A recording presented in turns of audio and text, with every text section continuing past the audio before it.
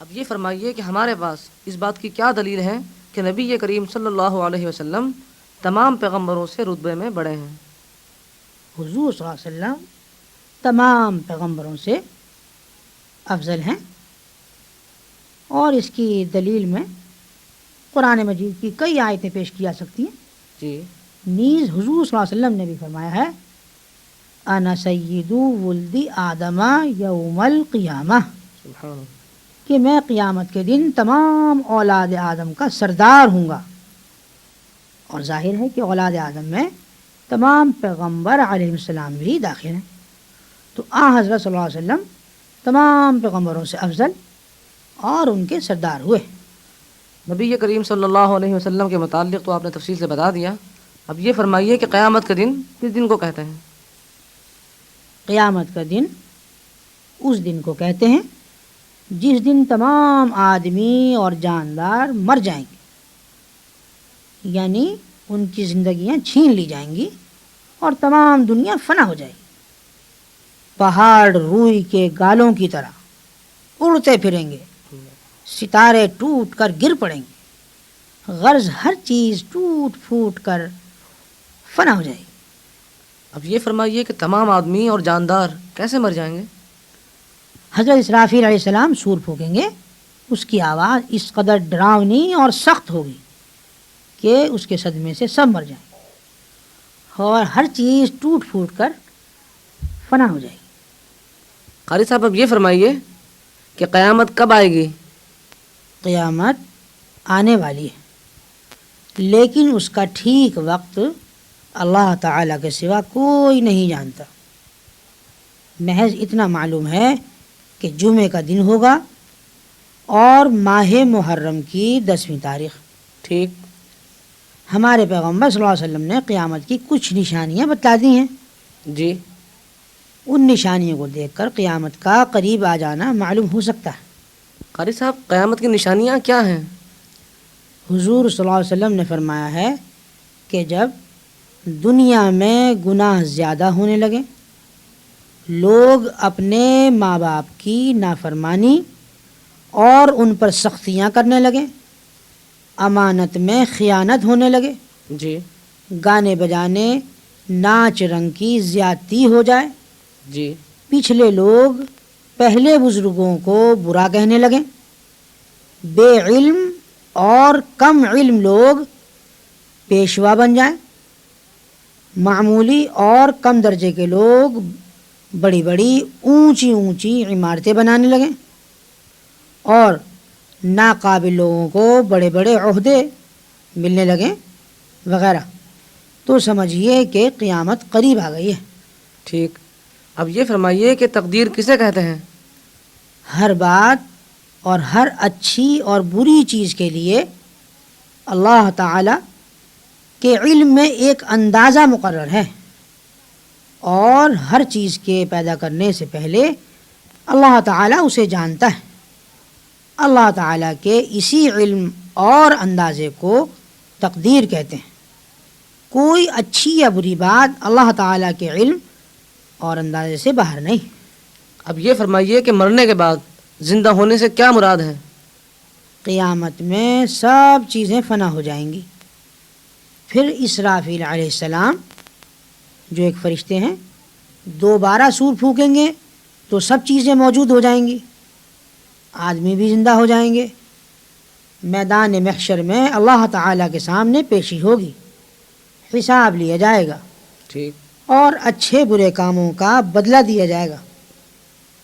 جس روز یہ کام ہوں گے اس دن کو یوم الحشر یعنی جمع کیے جانے کا دن، جی یوم الجزا اور یوم الدین یعنی بدلہ دینے کا دن، جی اور یوم الحساب یعنی حساب کا دن کہتے ہیں۔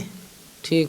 اب یہ فرمائیے کہ ایمان مفصل میں جن 7 چیزوں کا ذکر ہے ان میں سے اگر کوئی شخص 2 یا 1 باتوں کو نہ مانے تو کیا وہ مسلمان ہو سکتا ہے؟ ہرگز نہیں، جب تک اللہ تعالیٰ کی توحید اور پیغمبروں کی پیغمبری اور اللہ تعالیٰ کی کتابوں اور اللہ تعالیٰ کے فرشتوں اور قیامت کے دن اور تقدیر اور مرنے کے بعد زندہ ہونے کو نہ مانے جی ہرگز مسلمان نہیں ہو سکتا۔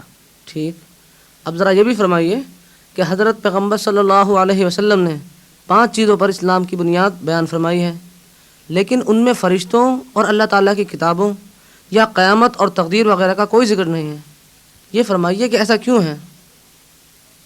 دراصل ان 5 چیزوں میں حضرت محمد صلی اللہ علیہ وسلم پر ایمان لانے کا ذکر ہے، ٹھیک، اور جب کوئی شخص حضرت محمد مصطفیٰ صلی اللہ علیہ وسلم پر ایمان لے آیا تو اسے آپ کی بتائی ہوئی تمام باتیں ماننی ضروری ہوں گی، اور اللہ تعالیٰ کی کتاب جو حضرت محمد مصطفیٰ صلی اللہ علیہ وسلم لائے ہیں جی یعنی قرآن پاک، اس پر ایمان لانا بھی ضروری ہوگا۔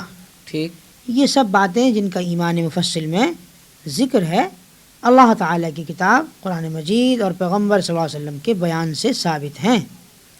اب یہ فرمائیے کہ اگر کوئی شخص ان سب باتوں کا دل سے یقین اور زبان سے اقرار کرے لیکن نماز نہ پڑھے یا زکوٰۃ نہ دے یا روزہ نہ رکھے یا حج نہ کرے تو وہ شخص مسلمان ہے یا نہیں؟ ہاں مسلمان تو ہے، لیکن سخت گنہگار اور اللہ تعالیٰ کا نافرمان ہے۔ ایسے شخص کو فاسق و فاجر کہتے ہیں۔ یہ لوگ اپنے گناہوں کی سزا پا کر آخر میں چھٹکارا پائیں گے۔ ٹھیک، اب یہ فرمائیے کہ صحابی کسے کہتے ہیں؟ صحابی اس شخص کو کہتے ہیں جس نے ایمان کی حالت میں حضور صلی اللہ علیہ وسلم کو دیکھا ہو یا آپ کی خدمت میں حاضر ہوا ہو اور ایمان کے اوپر اس کی وفات ہوئی ہو۔ ٹھیک، صحابی کتنے ہیں؟ ہزاروں ہیں جو آپ کی خدمت میں حاضر ہو کر مسلمان ہوئے اور اسلام پر ان کا انتقال ہوا۔ اب یہ فرمائیے جناب کہ سب صحابی مرتبے میں برابر ہیں، کم ہیں یا زیادہ؟ صحابہ کے مرتبے آپس میں کم زیادہ ہیں، ٹھیک، لیکن تمام صحابہ باقی امت سے افضل ہیں۔ یہ فرمائیے کہ صحابہ میں سب سے افضل صحابی کون سے ہیں؟ تمام صحابہ میں 4 صحابی سب سے افضل ہیں۔ اول سیدنا ابو بکر صدیق رضی اللہ تعالی عنہ جو تمام امت سے افضل ہیں۔ ٹھیک، دوسرے سیدنا عمر فاروق رضی اللہ تعالی عنہ، سیدنا ابو بکر رضی اللہ تعالی عنہ کے سوا تمام امت سے افضل ہیں۔ ٹھیک، تیسرے سیدنا عثمان غنی رضی اللہ تعالی عنہ جو سیدنا ابو بکر رضی اللہ تعالی عنہ اور سیدنا حضرت عمر رضی اللہ تعالی عنہ کے بعد تمام امت سے افضل ہیں۔ صحیح، چوتھے سیدنا علی رضی اللہ تعالی عنہ جو سیدنا ابو بکر رضی اللہ تعالی عنہ، سیدنا عمر رضی اللہ تعالی عنہ اور سیدنا عثمان غنی رضی اللہ تعالی عنہ کے بعد تمام امت سے افضل ہیں۔ یہی چاروں بزرگ حضور رسول مقبول صلی اللہ تعالی علیہ وسلم کے بعد آپ کے خلیفہ ہوئے۔ یہ فرمائیے کہ خلیفہ ہونے کا کیا مطلب ہے؟ حضور نبی کریم صلی اللہ علیہ وسلم کے دنیا سے تشریف لے جانے کے بعد دین کا کام سنبھالنے اور جو انتظامات حضور صلی اللہ علیہ وسلم فرماتے تھے انہیں قائم رکھنے میں جو شخص آپ کا قائم مقام ہوا اسے خلیفہ کہتے ہیں۔ ٹھیک، خلیفہ کے معنی قائم مقام اور نائب کے ہیں۔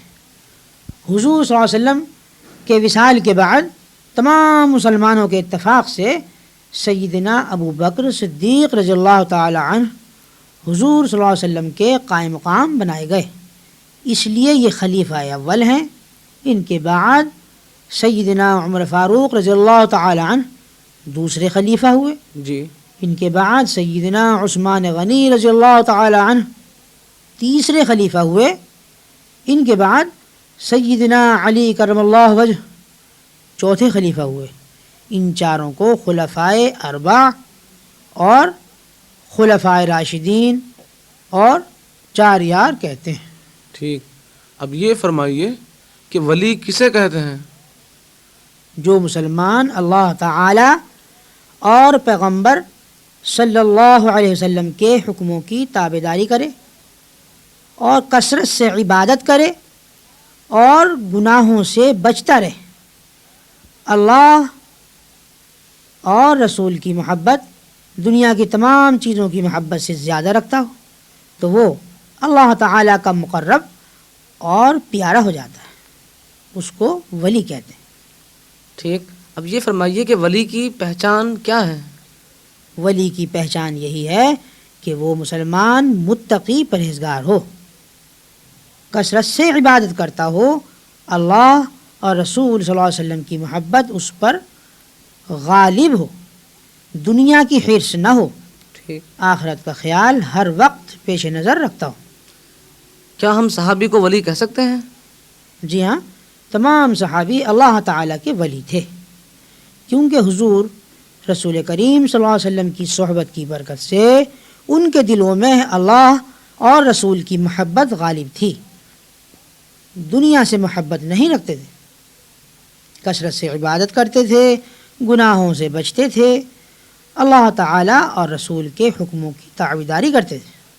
قاری صاحب اب یہ فرمائیے، کیا کوئی صحابی یا کوئی ولی کسی نبی کے برابر ہو سکتا ہے؟ ہرگز نہیں. صحابی یا ولی کتنا ہی بڑا درجہ رکھتا ہو، کبھی کسی نبی کے برابر نہیں ہو سکتا. اب یہ فرمائیے کہ ایسا ولی جو صحابی نہ ہو وہ کسی صحابی کے مرتبے کے برابر یا اس سے زیادہ مرتبے والا ہو سکتا ہے؟ نہیں، صحابی ہونے کی فضیلت بہت بڑی ہے، اس لیے کوئی ولی جو کہ صحابی نہ ہو جی. مرتبے میں صحابی کے برابر یا بڑھ کر نہیں ہو سکتا.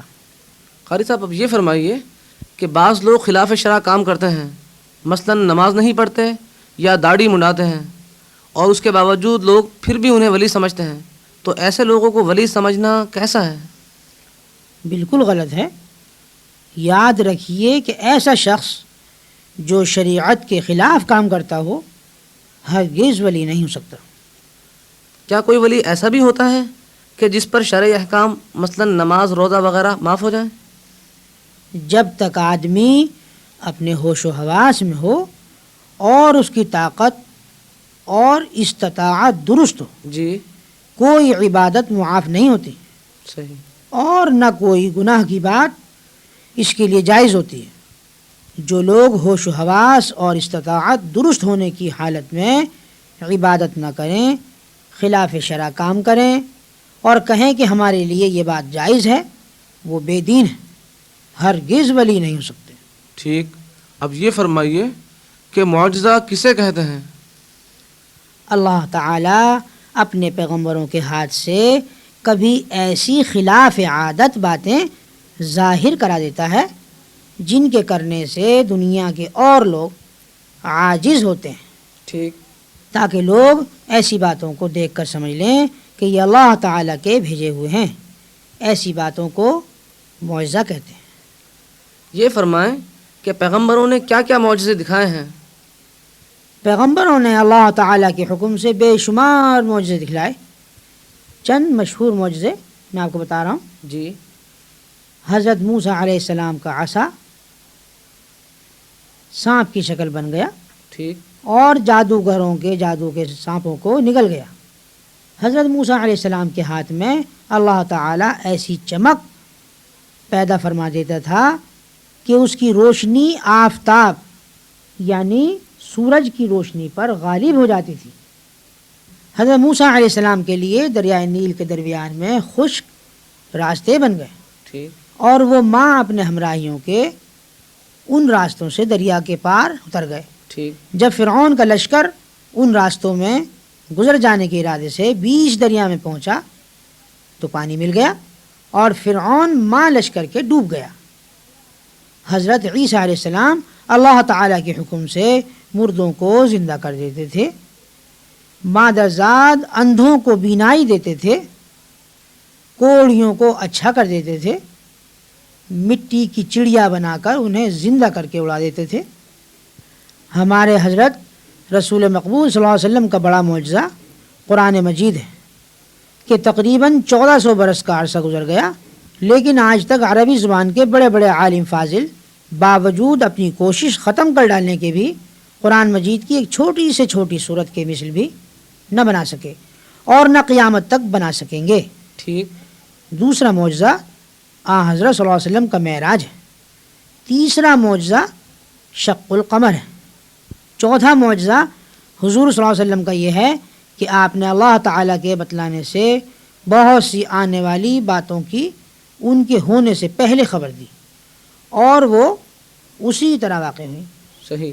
پانچواں معجزہ حضور صلی اللہ علیہ وسلم کا یہ ہے کہ حضور صلی اللہ علیہ وسلم کی دعا کی برکت سے ایک دو آدمیوں کا کھانا سینکڑوں آدمیوں نے پیٹ بھر کر کھا لیا۔ سبحان۔ اب یہ فرمائیے کہ معراج کسے کہتے ہیں؟ اللہ تعالیٰ کے حکم سے حضور نبی کریم صلی اللہ علیہ وسلم رات کو جاگتے میں براق پر سوار ہو کر مکہ معظمہ سے بیت المقدس تک اور وہاں سے 7 آسمانوں پر اور پھر جہاں تک اللہ تعالیٰ کو منظور تھا وہاں تک تشریف لے گئے۔ ٹھیک۔ اسی رات میں جنت اور دوزخ کی سیر کی اور پھر اپنے مقام پر واپس آ گئے۔ جی۔ اسی کو معراج کہتے ہیں۔ یہ فرمائیے کہ شق القمر سے کیا مراد ہے؟ شق القمر سے مراد یہ ہے کہ ایک رات کفار مکہ نے حضور نبی کریم صلی اللہ علیہ وسلم سے کہا کہ ہمیں کوئی معجزہ دکھائیے، تو حضرت صلی اللہ علیہ وسلم نے چاند کے 2 ٹکڑے کر دیے جی۔ اور تمام حاضرین نے دونوں ٹکڑے دیکھ لیے۔ پھر وہ دونوں ٹکڑے آپس میں مل گئے اور چاند جیسا تھا ویسا ہی ہو گیا۔ سبحان اللہ۔ یہ فرمائیے کہ کرامت کسے کہتے ہیں؟ اللہ تعالیٰ اپنے نیک بندوں کی توقیر یعنی عزت بڑھانے کے لیے کبھی کبھی ان کے ذریعے سے ایسی باتیں ظاہر کر دیتے ہیں جو عادت کے خلاف اور مشکل ہوتی ہیں جی۔ کہ دوسرے لوگ نہیں کر سکتے۔ جی۔ ان باتوں کو کرامات کہتے ہیں۔ نیک بندوں اور اولیاء اللہ سے کرامتوں کا ظاہر ہونا حق ہے۔ قاری صاحب ذرا یہ سمجھائیں کہ معجزے اور کرامت میں کیا فرق ہے؟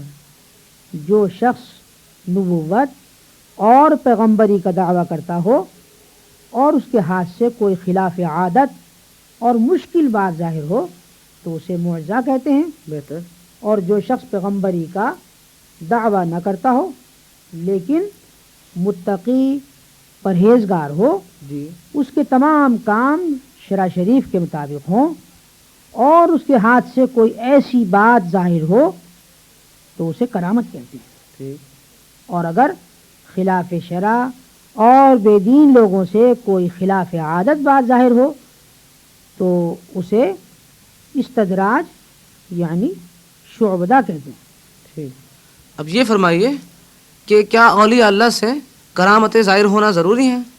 نہیں، یہ کوئی ضروری بات نہیں کہ ولی سے کوئی کرامت ضرور ظاہر ہو۔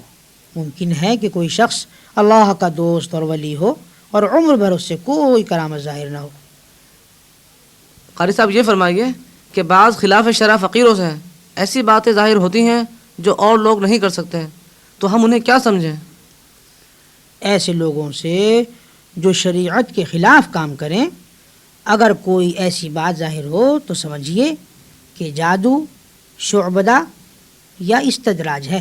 ٹھیک۔ کرامت ہرگز نہیں ہو سکتی۔ صحیح۔ ایسے لوگوں کو ولی سمجھنا اور ان کی خلاف عادت باتوں کو کرامت سمجھنا شیطانی دھوکہ ہے۔ صحیح۔ اب یہ فرمائیے کہ قرآن کریم کی نزول کی ابتدا کہاں ہوئی، یعنی کس جگہ قرآن کریم اترنا شروع ہوا؟ سعودی عرب کے شہر مکہ معظمہ میں ایک پہاڑ ہے جس کا نام حرا ہے۔ اس میں ایک غار تھا۔ حضور نبی کریم صلی اللہ علیہ وسلم اس غار میں اللہ تعالیٰ کی عبادت کرنے کے لیے تشریف لے جاتے تھے جی۔ اور کئی روز تک اس میں رہتے تھے۔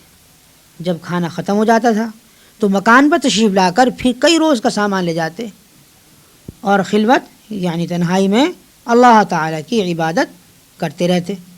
اسی غار حرا میں حضور نبی کریم صلی اللہ علیہ وسلم پر قرآن مجید اترنا شروع ہوا تھا۔ اب یہ فرمائیں کہ قرآن مجید کے نزول کی ابتدا کیسے ہوئی؟ حضور صلی اللہ علیہ وسلم اسی غار حرا میں تشریف رکھتے تھے کہ حضرت جبریل امین علیہ الصلاۃ والسلام آئے اور آپ کے سامنے ظاہر ہو کر آپ سے فرمایا کہ اقرأ، یہ لفظ سورہ علق کا پہلا لفظ ہے اور اس کے معنی ہے پڑھ۔ حضرت صلی اللہ علیہ وسلم نے فرمایا میں پڑھا ہوا نہیں ہوں۔ اسی طرح 3 بار ہوا۔ پھر جبریل امین علیہ السلام نے یہ آیتیں پڑھ دی، اقرأ بسم ربک الذی خلق خلق الانسان من علق اقرأ وربک الاکرم الذی علم بالقلم علم الانسان ما لم يعلم۔ اور ان سے سن کر حضور نبی کریم صلی اللہ علیہ وسلم نے بھی پڑھ لی۔ پس یہ آیتیں قرآن مجید میں سے سب سے پہلے حضرت صلی اللہ علیہ وسلم پر نازل ہوئیں۔ ٹھیک، قاری صاحب ذرا اس بات کی وضاحت کیجئے کہ اگر قرآن کریم کے نزول کی ابتدا سورہ علق کے ان ابتدائی آیاتوں سے ہوئی ہے تو کیا قرآن شریف جس ترتیب سے اب تک موجود ہے اس ترتیب سے نازل نہیں ہوا تھا؟ نہیں، موجودہ ترتیب نزول کی ترتیب نہیں۔ بات یہ ہے کہ قرآن مجید کا نزول تو ضرورت اور موقع کے لحاظ سے ہوتا تھا، مگر جب کوئی صورت اترتی تھی تو حضور نبی کریم صلی اللہ علیہ وسلم بتا دیتے تھے جی کہ اس صورت کو فلاں صورت کے بعد اور فلاں صورت سے پہلے لکھ لو۔ اور جب کوئی آیت یا آیتیں نازل ہوتی تھیں تو حضور نبی کریم صلی اللہ علیہ وسلم فرما دیتے تھے کہ اس آیت یا ان آیتوں کو فلاں صورت کی فلاں آیت کے بعد اور فلاں آیت سے پہلے لکھ لو۔ ٹھیک، پس اگر قرآن مجید کا نزول تو موقع اور ضرورت کے لحاظ سے اس موجودہ ترتیب کے خلاف ہوا ہے، لیکن یہ موجودہ ترتیب بھی حضور نبی کریم صلی اللہ علیہ وسلم کی بتائی ہوئی ہے اور حضور صلی اللہ علیہ وسلم کے ارشاد اور حکم کے موافق قائم کی ہوئی ہے۔ اور دراصل آپ صلی اللہ علیہ وسلم کا فرمان تو اللہ ہی کا فرمان ہے۔ بے شک۔ اب یہ فرمائیں کہ نبی کریم صلی اللہ علیہ وسلم نے جس ترتیب سے قرآن کریم لکھوایا تھا اور جو ترتیب آپ نے قائم فرمائی تھی، یہ خود آپ کی رائے تھی یا اللہ تعالیٰ کے حکم کے موافق آپ یہ بتاتے تھے؟ صورتوں کی تعداد اور ان کی ابتدا اور انتہا اور ہر صورت کی آیتوں کی تعداد اور ہر آیت کی ابتدا اور انتہا، اسی طرح تمام قرآن مجید کی ترتیب اللہ تعالیٰ کی طرف سے حضرت جبریل امین علیہ السلام کو معلوم ہوئی اور انہوں نے حضور نبی کریم صلی اللہ علیہ وسلم کو بتائی اور حضور صلی اللہ علیہ وسلم کے ذریعے سے ہمیں معلوم ہوئی۔ صحیح۔ قاری صاحب، قرآن کریم کو اترے ہوئے تقریباً 1400 سال سے زیادہ ہو گئے ہیں۔ یہ فرمائیے کہ اس بات کی ہمارے پاس کیا دلیل ہے کہ موجودہ قرآن کریم جو ہمارے پاس موجود ہیں یہ وہی قرآن کریم ہے جو کہ نبی کریم صلی اللہ علیہ وسلم پر نازل ہوا تھا؟ اس بات کی کہ یہ قرآن مجید وہی اصلی قرآن مجید ہے جو حضور صلی اللہ علیہ وسلم پر نازل ہوا تھا، بہت سی دلیلیں ہیں۔ میں چند آسان دلیلیں بیان کی دیتا ہوں۔ جی ضرور۔ پہلی دلیل سنیے۔ جی، قرآن مجید کا متواتر ہونا یعنی تواتر کے ساتھ حضور صلی اللہ علیہ وسلم کے زمانے سے آج تک نقل ہوتے چلے آنا۔ جو چیز تواتر سے ثابت ہو جائے اس کا ثبوت یقینی اور قطعی ہوتا ہے، اس میں کسی طرح شبے اور شک کی گنجائش نہیں ہوتی۔ ٹھیک۔ قاری صاحب، یہ متواتر اور تواتر کے کیا معنی ہیں؟ جس بات کے نقل کرنے والے اس کثرت سے ہوں کہ ان سب کا جھوٹ بولنا عقل کے نزدیک محال ہو یعنی مشکل ہو، اس بات کو متواتر کہتے ہیں۔ ٹھیک۔ اور اس بات کے اس طرح نقل ہوتے ہوئے چلے آنے کو تواتر کہتے ہیں۔ صحیح۔ بس قرآن مجید کو حضور صلی اللہ علیہ وسلم کے زمانے سے اس قدر کثرت سے لوگ نقل کرتے ہوئے اور پڑھتے پڑھاتے ہوئے چلے آتے ہیں کہ معمولی عقل والا آدمی بھی یہ یقین نہیں کر سکتا کہ اتنے آدمی سب کے سب جھوٹ بولتے ہوں۔ دوسری دلیل، حضور نبی کریم صلی اللہ علیہ وسلم کے زمانے سے آج تک لاکھوں بلکہ کروڑوں مسلمان قرآن مجید کے حافظ ہوتے چلے آئے، جی اور آج بھی دنیا میں مسلمانوں کے لاکھوں بچے، جوان، بوڑھے ایسے موجود ہیں جن کے سینوں میں قرآن مجید محفوظ ہے، صحیح، اور جس کتاب کے نزول کے وقت سے آج تک اتنے حافظ موجود ہوں اور انہوں نے اپنے سینوں میں اس کی حفاظت کی ہو، اس کے محفوظ اور اصلی ہونے میں کیا شبہ ہو سکتا ہے؟ اس سلسلے میں تیسری دلیل یہ ہے، خود قرآن مجید میں اللہ تعالی نے فرمایا ہے، اعوذ باللہ من الشیطان الرجیم، انا نحن نزلنا الذکر وانا لہ لحافظون، یعنی ہم نے ذکر یعنی قرآن مجید کو اتارا ہے اور ہم ہی اس کے محافظ ہیں۔ سبحان اللہ۔ بس جبکہ اللہ تعالی نے قرآن مجید کی حفاظت اپنے ذمے لی ہوئی ہے اور اس کی حفاظت کا وعدہ فرمایا ہوا ہے، تو ضروری طور پر ثابت ہو گیا کہ یہ قرآن مجید بڑی نہیں، وہی قرآن مجید ہے جو حضور نبی کریم صلی اللہ علیہ وسلم پر نازل ہوا تھا، کیونکہ اسی کی حفاظت کا وعدہ اللہ تعالی نے فرمایا تھا۔ صحیح، بس وہ آج تک محفوظ ہے اور انشاءاللہ تعالی قیامت تک محفوظ رہے گا۔ اس سلسلے کی چوتھی دلیل یہ ہے کہ قرآن مجید نے اپنے نزول کے وقت جو دعویٰ کیا تھا کہ اس جیسا کلام کوئی شخص نہیں بنا سکتا، یہ دعویٰ آج تک اس قرآن مجید کے متعلق صحیح رہا، کیونکہ جو قرآن مجید آج موجود ہے اس کا مثل نہ کوئی شخص بنا سکا، نہ بنانے کا دعویٰ کیا، نہ بنا سکتا ہے، نہ بنا سکے گا۔ بس یہ اس بات کی کھلی دلیل ہے کہ یہ قرآن مجید وہی اصلی قرآن مجید ہے جو حضور نبی کریم صلی اللہ علیہ وسلم پر نازل ہوا تھا۔ ٹھیک، جزاک اللہ قاری صاحب، اس بات کو تو آپ نے اچھی طرح سے سمجھا دیا کہ قرآن کریم اللہ تعالیٰ کا نازل کردہ ہے اور انہی الفاظوں پر مشتمل ہے جو کہ آپ نبی کریم صلی اللہ علیہ وسلم پر نازل ہوئے تھے۔ اب یہ فرمائیے کہ اعمال صالحہ کسے کہتے ہیں؟ اعمال صالحہ کے معنی ہیں نیک کام، جو عبادتیں اور نیک کام کے اللہ تعالی اور اس کے پیغمبروں نے مخلوق کو سکھائے اور بتائے ہیں، جی وہ سب اعمال صالحہ کہلاتے ہیں۔ ٹھیک، کیا عبادتیں اور نیک کام بھی ایمان کی حقیقت میں داخل ہیں؟ ہاں، ایمان کامل میں اعمال صالحہ داخل ہیں۔ اعمال صالحہ سے ایمان میں روشنی اور کمال پیدا ہو جاتا ہے، اور اعمال صالحہ نہ ہو تو ایمان ناقص رہتا ہے۔ جی، اب یہ فرمائیے کہ عبادت کے کیا معنی ہیں؟ عبادت بندگی کرنے کو کہتے ہیں، جو بندگی کرے اسے عابد، اور جس کی بندگی کی جائے اسے معبود کہتے ہیں۔ جی ہمارا سب کا سچا اور حقیقی معبود وہی ایک اللہ تعالی ہے، بے شک، جس نے ہمیں اور ساری دنیا کو پیدا کیا ہے اور ہم سب اس کے بندے ہیں۔ اس نے ہمیں اپنی عبادت کا حکم دیا ہے، اس لیے ہمارے ذمے عبادت کرنا فرض ہے۔ ٹھیک،